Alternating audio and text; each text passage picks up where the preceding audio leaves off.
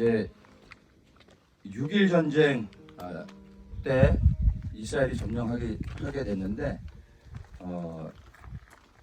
처음에 그 이스라엘이 독립하자마자 그 다음 날 중동의 연합군들이 이스라엘을 공격했죠. 그래가지고 그때 이집트가 이 가자 지역을 군사적인 통치를 하고 있었습니다. 그래서 이스라엘 땅이 아니었죠. 그렇게 해서 시간이 가다가 1967년 제3차 중동전쟁이 일어납니다.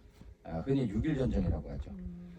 그때 이스라엘이 처음으로 선제의 그 공격을 한 것이 6.1 전쟁입니다.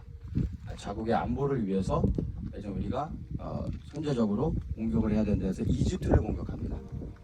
그런데 이집트하고 싸우는데 그냥 하루 만에 이집트 군대의 공군을 거의 90%를 괴멸시켜 버립니다.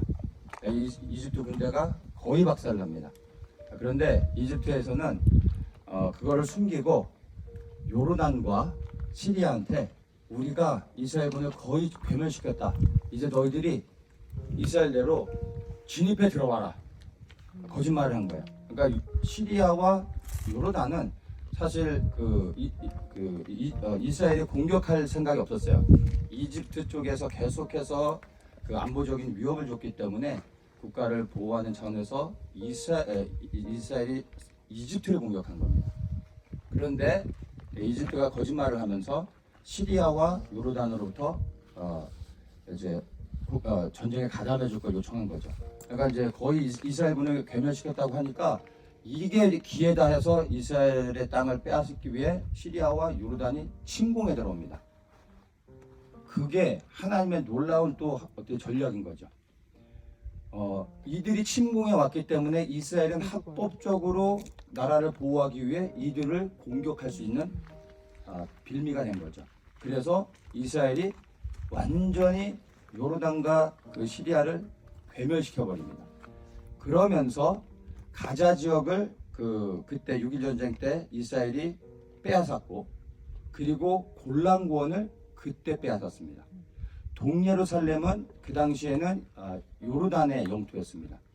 예루살렘도 요르단 소속이었습니다. 그런데 요르단이 쳐들어온 것으로 인해서 동예루살렘을 완전히 이스라엘이 장악을 하게 됐죠. 그리고 골란고원을 장악하는 것은 이스라엘의 안보에 너무나 중요하거든요. 골란고원이 높은 산지로 되어 있는데 시리아 땅이었어요. 그럼 시리아 산지에서 이스라엘을 내려다보면 이스라엘 훤히 다 보입니다. 그래서 그 위에서 미사일을 쏘면 이스라엘이 속수무책입니다. 시리아에서 공군이 올라오는 순간 그냥 이스라엘은 괴멸되는 거예요. 그래서 골란고원을 장악하지 못하면 이스라엘은 치명적인 그 안보의 위기를 겪을 수밖에 없는데 6.1 전쟁 때 골란고원을 빼앗고 지금까지 돌려주지 않고 있는 거예요. 계속 요구하고 있지만 골란고원을 양보해주는 순간 이스라엘의 안보는 끝나버린 겁니다. 절대 내주지 않죠. 그래서 오히려 이들이 공격한 것으로 인해서 이스라엘이 골란고원과 그 당시에 이제 여리고, 이제 동예루살렘 이곳을 다 확보를 하게 됩니다. 이스라엘 영토로 취하게 되는 것이죠. 그렇게 해가지고 이스라엘이 이 가자 지역도 유대인이 들어가 살기 시작하고 이스라엘 땅이었었는데 1994년에 이스라엘이 이제 팔레스타인과 그 협약을 맺게 됩니다. 그것이 오슬로 협정입니다. 빌 클린턴의 중재로 이들이 평화협정을 맺게 되는 겁니다. 그래서 어떤 조약이냐면 이제 더 이상 싸우지 말자. 중동의 분쟁이 끝나는 것이 이스라엘과 팔레스타인의 분쟁이 끝나는 게 세계 평화가 오는 것이다. 그 세계 평화를 위해 이제 싸우지 말자. 뭐 어떻게 해야 되냐? 너희들이 땅을 양보해라. 그러면 팔레스타인이 더 이상 너희들 공격하지 않고 분쟁하지 않고 우리가 평화롭게 지낼 거다. 이렇게 합의를 한 거예요. 그래서 그때 이스라엘이 건국 이후에 최고의 실수를 한 거죠. 하나님의 땅을 나눠준 겁니다. 자진해서 줘버린 거죠. 가자 지구를 그때 팔레스타인에게 넘겨줍니다. 여리고하고 가자 지역을 팔레스타인에게 넘겨줍니다.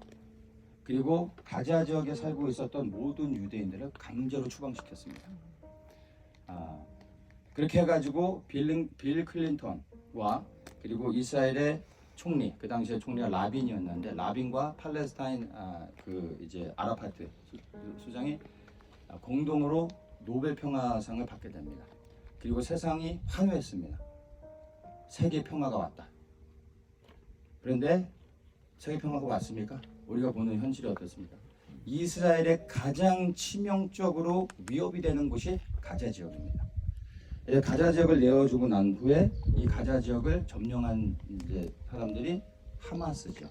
하마스는 합법적으로는 팔레스타인 자치기구에서는 합법적인 정치 정당입니다. 그런데 실체가 뭡니까? 테러리스트들입니다. 테러리스트들이 이곳을 점령하고 통치하고 있습니다. 그래서 지금 현재 이 가자 지구 내에 수많은 땅굴들이 있어가지고 여기에 수많은 미사일들 그리고 이란으로부터 해서 지원을 받으면서 끊임없이 이스라엘을 가장 괴롭히고 안보에 가장 치명적인 위협을 주는 곳이 이 가자 지역입니다. 작년 같은 경우에 6,000발 쐈대잖아요. 여름 한 시즌에만. 그 6,000발의 대부분이 아슈켈론과 아스도드로 떨어집니다. 그 한 시즌에 6,000발을 쏴댔으니 이 사람들이 정상적인 생활을 할 수 있었겠어요. 그런 곳입니다. 그렇게 해가지고 이들이 어쨌든 노벨 평화상을 받았는데 평화가 오지 않고 오히려 더 큰 분쟁이 생기게 됩니다. 그리고 그 이스라엘의 구구 단체의 한 명이 라빈 총리를 그 다음에 암살합니다. 그리고 평화는 이 땅을 내어주는 순간 바로 깨어져 버렸죠. 그리고 더욱 심각한 문제가 생기게 됐습니다. 그래서 오늘까지 이르게 된 거죠. 우리가 이제 이걸 통해서 분명히 알 수 있는 게 뭐냐면 여러분 평화를 위해 땅을 양보하는 순간 평화는 오지 않습니다. 더 큰 문제가 생기는 겁니다. 그래서 이스라엘을 통해서 우리가 분명히 보는 거죠. 지난 한국의 문재인 정권도 평화를 위해 북한은 모든 걸 들어줬습니다. 평화가 왔습니까? 아니라는 거예요. 악한 자들과 평화하는 것은 악한 겁니다. 악한 자는 하나님의 공의 안에서 진노의 심판을 받아야 되는 겁니다. 그들과 평화해서는 안 되는 겁니다. 우리는 이들의 역사를 통해서도 우리 지금 한국 민족이 겪고 있는 이 분단의 문제 가운데 우리가 어떻게 기도하며 파수해야 되는지 분명히 알 수 있습니다. 평화를 위해 악한 자들을 허용해서는 안 됩니다.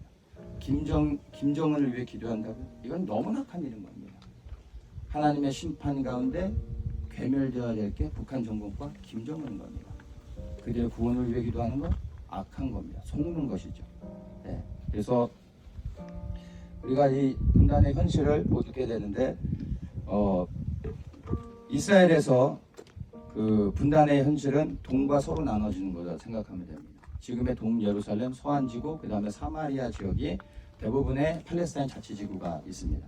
근데 유일하게 서쪽 지중해에 있는 곳이 이 가자 지역입니다.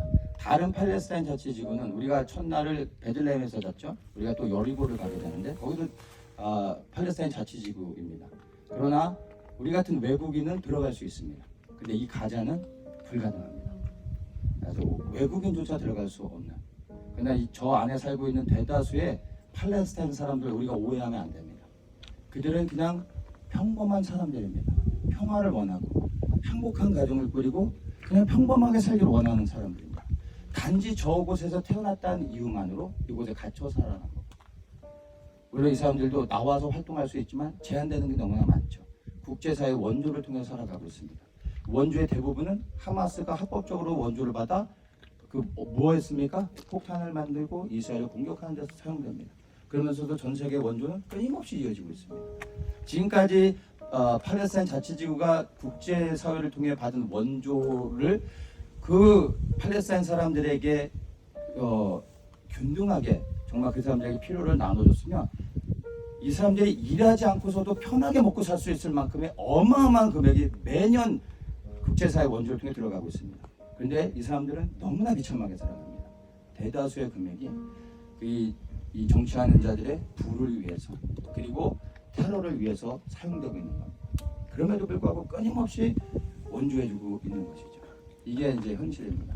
그래서 이 이스라엘의 분단의 현실을 보면 우리 대한민국을 떠오를 수밖에 없어요. 우리는 남북으로 분단됐다면 이스라엘은 동서로 분단되어 있는 현실인 겁니다.